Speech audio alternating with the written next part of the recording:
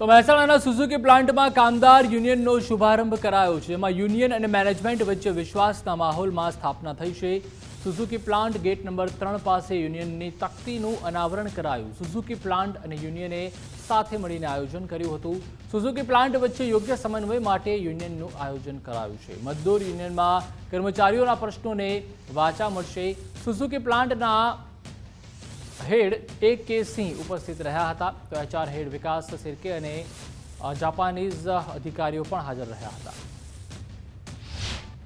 Union का मकसद इतना है कि हम मजदूरों के खिलाफ हो रहे अन्याय के खिलाफ हम बोल सकते हैं और मैनेजमेंट से जो मजदूरों का हक है, अधिकार है, वो हम मैनेजमेंट से लेंगे।